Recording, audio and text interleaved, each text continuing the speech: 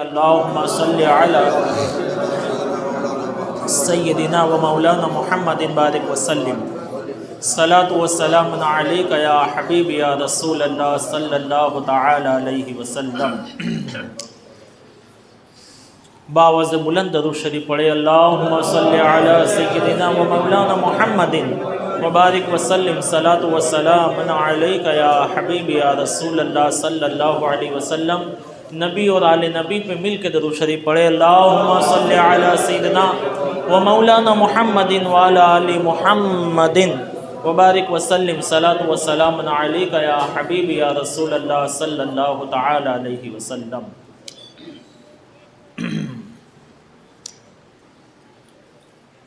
خطبہ مستونہ کے بعد میں نے جو حدیث پاک آپ کے سامنے پیش کی،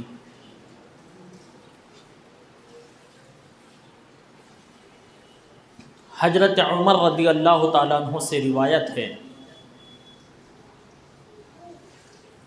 ہمارے آقا صلی اللہ تعالیٰ علیہ وسلم نے ارشاد فرمایا، انما الاعمال بالنیات. اعمال کا دار و مدار نیت پر ہے. ہم جو بھی عمل کریں، ہم جو بھی کام کریں،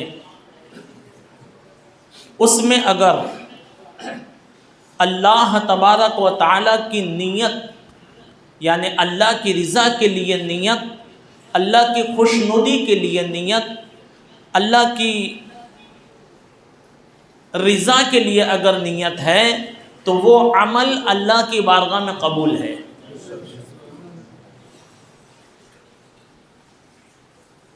اگر نیت ہماری درست نہیں ہے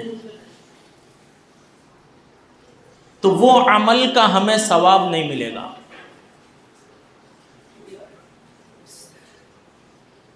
وہ عبادت کا ہمیں ثواب نہیں ملے گا. جتنی پختہ نیت ہوگی، جتنی پیور نیت ہوگی، صرف اللہ تعالیٰ کی رضا کے لیے. اور یہ نیت کا معاملہ بھی دیکھ لیجئے کہ یہ جو نیت ہے یہ ہر شعبے میں رکھا گیا، یہ ہر ڈپارٹمنٹ میں ہے. اس حدیث شریف کو امام بخاری رحمۃ اللہ علیہ انہوں نے اپنی کتاب میں سب سے پہلے یہی حدیث لکھی.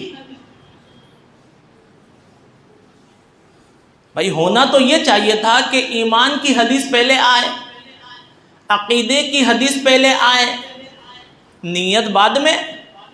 لیکن نہیں، نیت پہلے لائی گئی کہ اس نے ایمان قبول کیا ہے، اس کا عقیدہ ہے، اس کی نیت کیا ہے.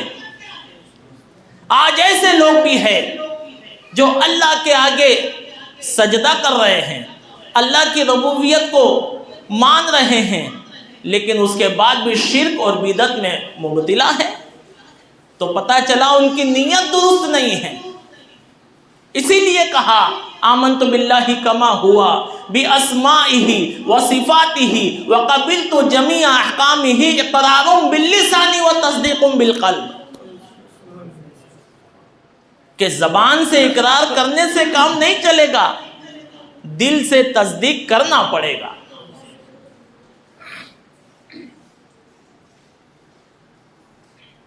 اسی لیے تو قرآن نے بھی فرمایا، قل ان صلاتي ونسكي ومحياي ومماتي للہ رب العالمین. اے محبوب اعلان فرما دیجئے کہ میری نماز، میری عبادت، میرا جینا، میرا مرنا للہ رب العالمین، صرف اللہ کے لیے. تو خالص اللہ کے لیے ہماری نیت ہو جائے تو یہ عمل اللہ کی بارگاہ میں مقبول ہو جاتا ہے. نیت کا معاملہ ہے.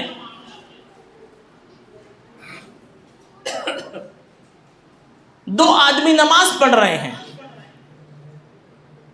خالص اللہ کے لیے نماز پڑھ رہا ہے اور بازو میں دوسرا کھڑا ہو کر صرف اٹھک بیٹھک کر رہا ہے، تو جو اللہ کی رضا کے لیے، اللہ کی خوشنودی کے لیے جو اخلاص کے ساتھ نماز پڑھ رہا ہے اس کی نماز یقیناً قبول ہے۔ دو آدمی ہیں، آجو باجو پڑھ رہے ہیں، ایک کی قبول ہو رہی ہے اور ایک کی قبول نہیں ہو رہی۔ تو ہر عمل کے لیے، ہر حرکات کے لیے نیت یہ ضروری ہے۔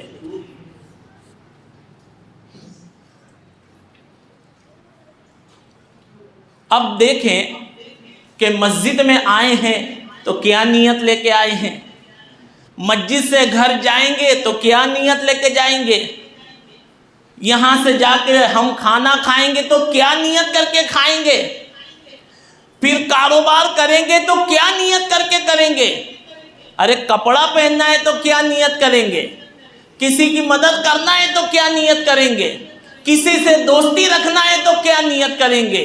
ہاں دوستو، سب سے پہلے ہم یہ نیت کریں گے کہ اے اللہ میں تیری رضا کے لیے، تیری خوشنودی کے لیے مسجد میں آیا ہوں، اے اللہ میں تیرے کو رب مانتا ہوں، تیرے سوا کوئی معبود نہیں، تو میں تیرے ہی آگے سر جھکاتا ہوں۔ تو اصل یہ بنیادی نیت ہوگی۔ اس کے ساتھ ہم دوسری نیتیں بھی کر سکتے ہیں، اے اللہ میں تیرے آگے سر جھکا رہا ہوں، تیری رضا کے لیے مسجد میں آیا ہوں، تو خوش ہو جائے، تو مجھ سے راضی ہو جائے، اے اللہ میں اس کے لیے مسجد میں آیا ہوں، اے میرے پروردگار میری اور دوسری نیتیں بھی ہیں، میرے دنیا کے دکھ دور ہو جائے، میری پریشانیاں دور ہو جائے، میری مصیبتیں دور ہو جائے، تو اور بھی نیت کر سکتا ہے۔ پیارے آقا صلی اللہ علیہ وسلم نے ارشاد فرمایا کہ کل قیامت میں مسلمان اپنی نیتوں کے بدلے میں بخشا جائے گا، سبحان اللہ، اپنی نیتوں کے بدلے میں بخشا جائے گا۔ حضرت عیسیٰ علیہ السلام کا دور ہے، قحط سالی ہے، ایک شخص نے یہ نیت کی کہ اے اللہ میرے پاس پہاڑ کے برابر آٹا ہوتا تو میں صدقہ کر دیتا۔ اللہ نے حکم فرمایا فرشتوں جاؤ اسے خوشخبری سنا دو، اس کے پاس مال نہیں، دولت نہیں، روپیہ نہیں، آٹا لائے گا کہاں سے، مگر اس کی نیت اگر درست ہے تو اس کو اس کا ثواب مل جائے گا۔